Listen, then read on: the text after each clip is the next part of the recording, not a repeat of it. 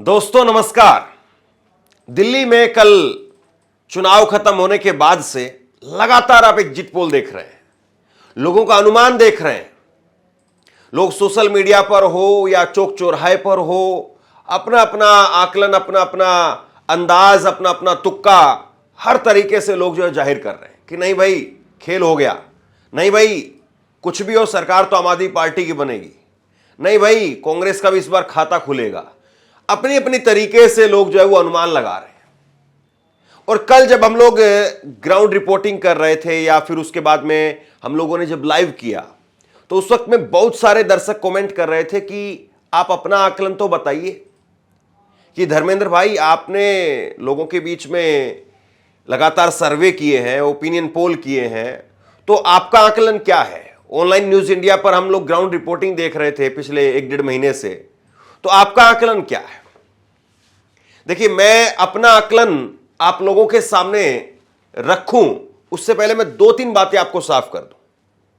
सबसे पहली बात तो यह है कि हमारे पास में कोई ऐसी सर्वे टीम नहीं है कि हमने 70 की 70 विधानसभाओं का पूरा कोई आंकड़ा निकाला हो और उसके आधार पर हम कोई बात कहें, या किसी एग्जिट पोल एजेंसी के साथ में हमारा कोई टाई अप है। हमारा ऐसा ना कोई एग्जिट पोल एजेंसी के साथ में कोई टाई अप है और ना ही 70 की 70 विधानसभाओं पर हमारे कोई रिपोर्टर हैं जिससे जो है हम ये कह सके नहीं इस विधानसभा में तो पर्टिकुलर यही जीत रहा है। लेकिन एक आकलन होता है, हर आदमी का चुनाव को लेकर के एक आकलन होता है। बहुत बार ये आकलन सही भी होते हैं, बहुत बार ये आकलन गलत भी होते हैं। अब दिल्ली को लेकर के जब आकलन की बात आई तो मुझे लगा कि एक बार चलिए इसको रहने देते हैं। काहे जो है वो 2 दिन के लिए एक बात कहना और फिर उसके बाद में उस बात को झुटला देना या उस बात पर जो है फिर ये कहना कि नहीं भाई आंकड़ा गलत हो गया, आकलन गलत हो गया। लेकिन फिर वही बात है कि लोग कहेंगे कि सबका आकलन पूछते हो तो अपना आकलन भी बताइए। ठीक है, गलत होगा सही होगा वो एक अलग बात है। लेकिन दिल्ली को लेकर के कल चुनाव खत्म होने के बाद से और अभी जब मैं वीडियो रिकॉर्ड कर रहा हूं तब से आप लोगों ने तो जो है वो हो सकता है कि कहीं पर आधे घंटे या 1 घंटे कुछ कवरेज देखी होगी, लेकिन मैंने बहुत बड़ी संख्या में न केवल कवरेज देखी है, लगातार मैंने अलग अलग एजेंसियों के एग्जिट पोल वो डीपली स्टडी किए। फिर उसके बाद में लोगों की जो ओपिनियंस ग्राउंड पर दिखाई दे रही थी उन सबको इकट्ठा किया और उसके बाद में जो सोशल मीडिया पर वरिष्ठ पत्रकारों ने कहिए या जितने भी राजनीतिक विश्लेषक हैं उन्होंने कहिए या फिर जितने भी सर्वे एजेंसी के सर्वा हैं उन्होंने जो कुछ कहा, उन सबको अगर मैंने एक जगह पर रखा और मेरा अपना जो आकलन मुझे फिर लगा कि जो इसके आसपास हो सकता है वो फिर मैं आपको बताने की कोशिश करता हूं मैं, और कोशिश यही करूंगा कि ये आकलन गलत ना हो। ऐसा बढ़ा चढ़ा करके आकलन जो है वो ना दिया जाए, बढ़ा चढ़ा करके सीटें ना बताई जाए कि कल को वो गलत हो जाए और कल को जो है उसके लिए कहा जाए कि नहीं नहीं ये ऐसा हो गया, तब ये ऐसा हो गया, तब ये ऐसा हो गया, तब ये ऐसा हो गया। और मैं इसी वीडियो के अंदर आपको यही बताऊंगा कि केजरीवाल ने कहीं ना कहीं कई बड़ी गलतियां की हैं, लेकिन क्या केजरीवाल ने इतनी बड़ी गलती की है या केजरीवाल के ऊपर इतना बड़ा डेंट लग गया था कि उनकी सरकार वाकई पूरी तरह से चली जाए, ये अपने आप में बड़ा सवाल है। तो चलिए, अब आप लोग चाह रहे होंगे कि भाई आंकड़े जो है वो सामने रखे जाए, बातें तो फिर भी बहुत सारी होंगी लेकिन एक बार आंकड़े बता दीजिए, फिर उसके बाद बातें चलती रहेंगी। एग्जिट पोल के आंकड़े मेरे हिसाब से क्या होने चाहिए, सरकार किसकी बननी चाहिए। अगर आप पिछले 3-4 चुनाव देखें, सिर्फ 1 मिनट का समय मैं और लेता हूं, फिर उसके बाद में आपको अपने आंकड़े, अपने आकलन जो है मैं आपको बताता हूं। अगर दिल्ली के अंदर पिछला 2020 का विधानसभा चुनाव आप उठा करके देखें, 2015 का चुनाव आप उठा करके देखें और उससे पिछला 2013 का चुनाव आप उठा करके देखें। 2013 में आम आदमी पार्टी पहली बार चुनाव लड़ी थी, एक अच्छा खासा जबरदस्त बहुमत पहली बार किसी भी पार्टी के लिए जो हो सकता था, उससे भी कहीं ज्यादा जो है सीटें आम आदमी पार्टी को 28 सीटें आई थी। फिर उसके बाद में 2015 में सारे ही रिकॉर्ड तोड़ दिए और न केवल दिल्ली में बल्कि देश में और दुनिया में इस बात की चर्चा होने लगी कि कोई एक पार्टी है जो इतना प्रचंड बहुमत लेकर के आई है, 67 सीटें। और 2020 में फिर थोड़ा सा डिक्लाइन हुआ, सिर्फ 5 सीटों का नुकसान, और तब भी एक बड़ा ऐतिहासिक बहुमत 62 सीटों का बहुमत फिर भी हासिल करने में कामयाब रही। अब जरा ये देखिए, मैं एग्जिट पोल आपको दिखा देता हूं कि ये एग्जिट पोल केवल ऐसा नहीं कि कल ही गलत हो सकते हैं, कल वाले जो एग्जिट पोल है वही गलत हो सकते हैं, उससे पहले गलत नहीं हुए। आप अगर आंकड़े देखेंगे तो पहले भी एग्जिट पोल जो है गलत हुए हैं, और पहले एग्जिट पोल कब कब कितने कितने दिखाए गए हैं मैं आपके स्क्रीन पर दिखा रहा हूं। 2013 में एग्जिट पोल में दिखाया गया था आम आदमी पार्टी की 8 सीटें आएंगी, और रिजल्ट क्या रहा था, 28 रहा था। 2015 में दिखाया गया कि आम आदमी पार्टी 40-50 सीटों के आसपास रहेगी, और रिजल्ट आया था 67 सीटें, 70 में से 67, सिर्फ 3 सीटें बीजेपी के पास में गई थी, कांग्रेस का खाता नहीं खुला था। 2020 के अंदर एग्जिट पोल में दिखाया गया था कि 45 के आसपास सीटें रहेंगी इनकी, लेकिन रिजल्ट आया 62 सीटें, और ये जो अंतर है वो बहुत ज्यादा है। 70 सीटों पर आप जो है वो 5-10 का तो अंतर हो सकता है, इतना ज्यादा अंतर एग्जिट पोल के बिल्कुल ठीक उलट 15-15, 20-20 सीटों का अगर अंतर हो जाता है तो फिर मतलब कि एग्जिट पोल, इसका मतलब आप ये मान करके चलिए कि दिल्ली को सही से नहीं पढ़ पा रहे हैं। और मैं इस बार के जो आपको आंकड़े दिखाने वाला हूं, अपना आकलन दिखाने वाला हूं, मैं ये कहूंगा कि मैंने कम से कम, मतलब मैं ये मान करके चल रहा हूं बहुत ज्यादा नुकसान होगा, बहुत ज्यादा नुकसान होगा। सारी स्थिति परिस्थिति उन सबको मिला जुला करके अगर फिर भी बहुत ज्यादा नुकसान होगा तो भी मुझे लगता है कि आम आदमी पार्टी की सरकार बन सकती है। ये मैं पूरी रात से और अब सुबह उठ करके भी जितना मैंने स्टडी किया उसके हिसाब से, और जो जमीन पर दिख रहा था, जिस चीज को हम लगातार देख रहे थे, और चुनाव आखिरी के 1-2 घंटों में तय नहीं होता है, और ये जो एग्जिट पोल दिखाए गए हैं इनकी भी मैं आपके सामने एक पोल खोल करूंगा कि एग्जिट पोल जो है वो 7 बजे दिखा रहे थे कि इसको इतनी सीट, इसको इतनी सीट, इसको इतनी सीट, जबकि चुनाव आयोग के जो आंकड़े हैं वो रात 12 बजे तक, 11 बजे तक आ रहे थे। तो जब चुनाव आयोग ने अपने ऑफिशियल आंकड़े भी जाहिर नहीं किए तो आप एग्जिट पोल इतनी जल्दी कैसे ले आएंगे? तो मैं आपके सामने अब अपना जो अनुमान है, अपना जो आकलन है वो रखता हूं। ऑनलाइन न्यूज इंडिया का मेरा अपना आकलन ये है, हो सकता है कि मैं गलत हूं, लेकिन मैंने बहुत कंजूसी करते हुए, हर चीज को देखते हुए मैंने ये आंकड़े जो है वो निकाले हैं। मेरा अनुमान ये है, आम आदमी पार्टी की सरकार बनेगी, सीटें कम होंगी, भाजपा ने पूरी ताकत लगाई है, लेकिन सरकार बनाते हुए भाजपा मुझे नजर नहीं आई। आंकड़े मेरे हिसाब से 37 से 42 सीटें आम आदमी पार्टी की हो सकती हैं। 36 का बहुमत का आंकड़ा है, 37 से 42 सीटें आम आदमी पार्टी की हो सकती हैं। बीजेपी की 27 से 32 सीटें हो सकती हैं, और उसके बाद में कांग्रेस की वही शून्य भी हो सकता है और 1 सीट भी हो सकती है। कांग्रेस की मैं बता देता हूं आपको, कांग्रेस जिन सीटों पर अच्छा चुनाव लड़ रही थी, कस्तूरबा नगर, मुझे लगता है कि उस सीट पर अभिषेक दत्त वो सीट निकाल सकते हैं, जंगपुरा के बिल्कुल ठीक बगल में है। कल उस सीट पर भी हम लोग गए थे, लोगों ने कहा कि साइलेंट वोट पड़ रहा है, तो वो सीट हो सकता है कि कांग्रेस पार्टी की निकल जाए। बाकी इसके अलावा नांगलोई जाट में रोहित चौधरी ने अच्छा चुनाव लड़ा है, और पड़पड़गंज में भी अनिल चौधरी ने भी अच्छा चुनाव लड़ा है। देवेंद्र यादव बादली विधानसभा, उनका चुनाव भी अच्छा रहा है। उसके बाद में रागिनी नायक ने भी ठीक ठाक मेहनत की है, मतलब इज्जत लेकिन बच जाएगी वहां पर, जीत हार मुझे नहीं लगता कि वो कुछ कर पाएंगे। तो ये 8-10 सीटें थी, अलका लांबा ठीक ठाक वोट लेकर के आ रही, लेकिन कोई हार जीत वाली रेस में वो नहीं है। संदीप दीक्षित ने अच्छा चुनाव लड़ा है, ठीक वोट भी वो हासिल करेंगे, लेकिन हार जीत में मुझे नहीं लगता कि वो है। नई दिल्ली की सीट पर क्या उलटफेर होगा, ये एक और अपने आप में बड़ा सवाल है जिस पर हम आगे बात करेंगे। लेकिन मुझे लगता है ये आंकड़े, ये नतीजा हो सकता है कि 37 से 42 सीटों पर आम आदमी पार्टी हो सकती है, और ये आम आदमी पार्टी को, हालांकि मुझे लगता है इससे ऊपर जाना चाहिए। अगर इसी के आसपास रहेंगे, 37 से 42 के आसपास रहेंगे, तो फिर सरकार कितने दिन चलेगी पता नहीं, क्योंकि कभी भी 5 विधायक 10 विधायक इस्तीफा देंगे और सरकार जो है वो पलट जाएगी।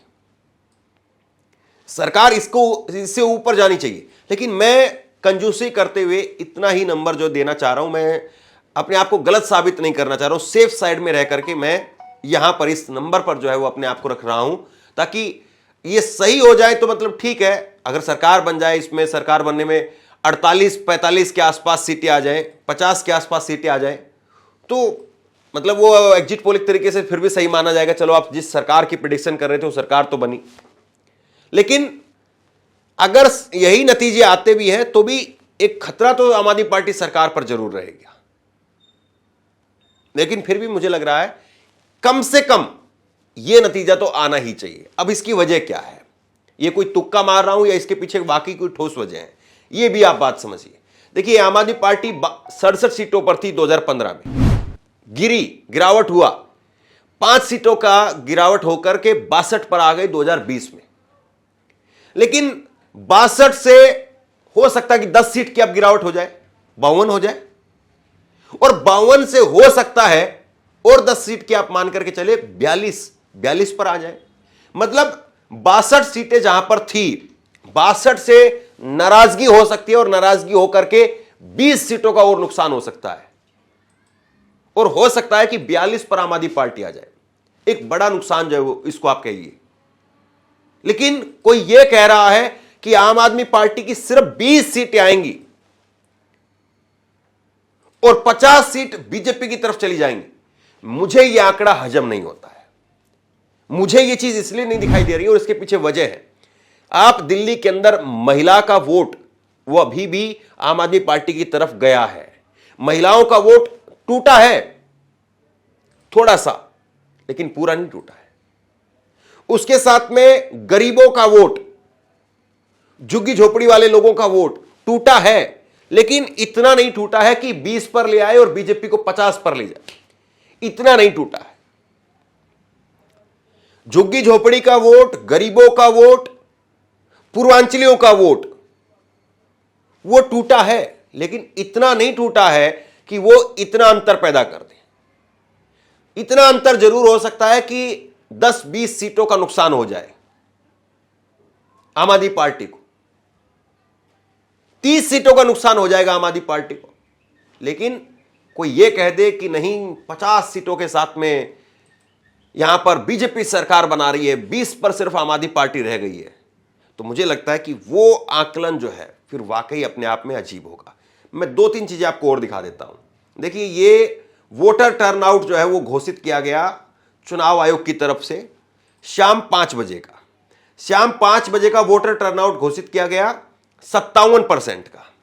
अब ये चुनाव आयोग जो है ना, वो हम चाहते हैं कि हम इस पर यकीन कर लें, लेकिन आंकड़े कई बार ऐसे आते हैं कि यकीन करना मुश्किल हो जाता है। अब उसके बाद में सीधे 11 बजे जो है वोटर टर्नआउट आता है, और 11 बजे जो है वोटर टर्नआउट आता है 11:30 पर 60% का। इतना देर कैसे लग जाती है? मतलब आप जो है वो दिन भर में सुबह 9 बजे पहले आंकड़ा आता है, फिर 11 बजे आता है, फिर 1 बजे, फिर 3 बजे, फिर 5 बजे।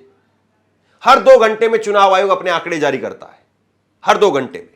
लेकिन ये आखिरी का जो 1 घंटे का मतदान है, 5 बजे जब आपने बता दिया कि 57% वोटिंग हुई है, तो 57% वोटिंग आपने 5 बजे बता दिया, तो 6 बजे तक वोटिंग कितनी हुई है यह बताने में आपको 5 घंटे कैसे लग जाते हैं? 11 कैसे बज जाते हैं रात के? जबकि ऐसा नहीं होता दिल्ली के अंदर कि कोई बहुत भारी भरकम लाइन लगी हुई होती है। और मैं आपको एक और दिखाता हूं जो दिल्ली चुनाव आयोग की तरफ से ट्वीट किया गया। इन्होंने 7:59 पर, यानी करीब रात को 8 बजे ट्वीट किया, और रात को 8 बजे ट्वीट करके दिल्ली चुनाव आयोग ने कहा कि अभी भी वोटर लाइन में लगे हुए हैं और वोट डाले जा रहे हैं। इन्होंने 2 अलग अलग विधानसभाओं की फोटो जो है वो इसमें शेयर किया है। और एक बात आप सोचिए कि 8 बजे तक तो लोग वोट ही डाल रहे थे, तो ये जो एग्जिट पोल वाले लोग हैं, 8 बजे तो संभवतः हो सकता है कि आपने टीवी मोबाइल देखना भी बंद कर दिया हो कि ठीक है भाई, ये तो सारे भाजपा वालों को जिता रहे हैं, सारे एग्जिट पोल में भाजपा ही जीत रही है, आपने हो सकता है कि टीवी और मोबाइल देखना बंद कर दिया हो। तो जब वोटिंग ही खत्म नहीं हुई तो वो जीत हार कैसे तय हो गई, ये अपने आप में एक बड़ा सवाल है। तो बहरहाल जो मुझे लगा वो मैंने आपके सामने रखा। और अगर आप ये देखेंगे, जो रात को 11:30 पर चुनाव आयोग की तरफ से जारी किया गया है जो आंकड़ा 70 सीटों का, 11 अलग अलग डिस्ट्रिक्ट का, 11 जिलों का, जिसमें सबसे कम जो वोटिंग हुई है वो नई दिल्ली के अंदर हुई है। नई दिल्ली के अंदर सबसे कम वोटिंग हुई है और यहां पर सबसे ज्यादा जो वोटिंग हुई है वो नॉर्थ ईस्ट डिस्ट्रिक्ट के अंदर हुई है, 66%। नई दिल्ली में सबसे कम जो है वो वोट डाले गए हैं, यहां पर 57% वोट, माफ कीजिए साउथ में जो है वो कम होता है, 56% वहां पर और 57% उसके बाद में नई दिल्ली में।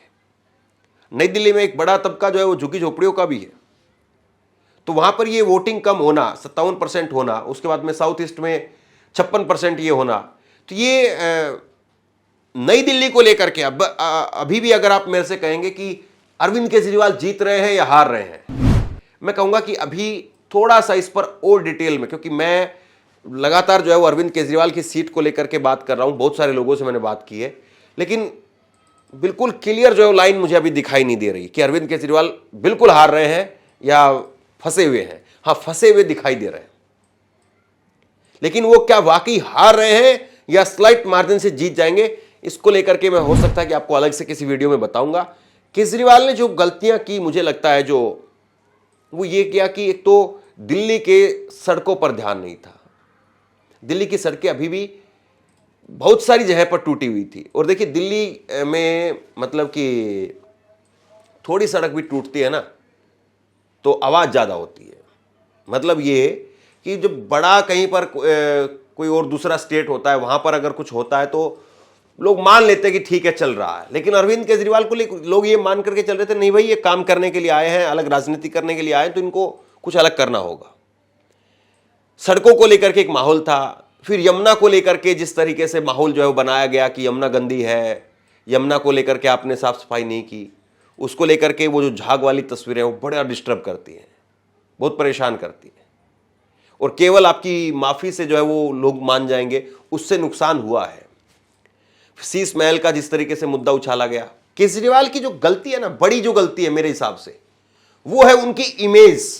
केजरीवाल को वोट मिलते थे वो उनकी इमेज देख करके मिलते थे कि नहीं सही आदमी है, ईमानदार आदमी है।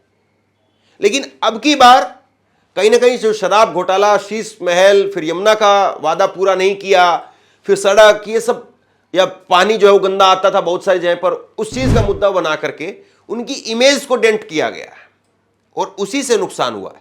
वरना कोई बड़ा ऐसा घोटाला जो है वो पकड़ा नहीं गया है। शराब घोटाले की भी जो है बात की जाती है, तो वो उस शराब घोटाले के अंदर भी आरोप किसी के साबित नहीं हुए अभी तक। अरविंद केजरीवाल जेल गए, सिसोदिया गए, संजय सिंह गए, लेकिन बाहर है जमानत पर, अभी तक आरोप साबित नहीं हुए। तो ये सारी चीजें नुकसान जरूर कर रही है, लेकिन इतना नुकसान करेंगी कि 20 सीटों पर आम आदमी पार्टी को ले आए, 50 पर बीजेपी को ले जाए, मुझे लगता है मुश्किल है। आम आदमी पार्टी की सरकार बनेगी, स्लाइट उससे बन रही है, 37 से 42 सीटें मेरे हिसाब से आम आदमी पार्टी की आ सकती हैं और आम आदमी पार्टी सरकार बना सकती है। 27 से 32 सीटें भाजपा की रह सकती हैं, एक सीट यहां पर हो सकता है कि कांग्रेस निकाल ले। बाकी आप लोग बताइए आपका आकलन क्या है, और क्या मेरा आकलन आपको लग रहा है ठीक है, या बहुत कम बता रहा हूं या बहुत ज्यादा बता रहा हूं, ये भी बताइए। बहुत बहुत धन्यवाद।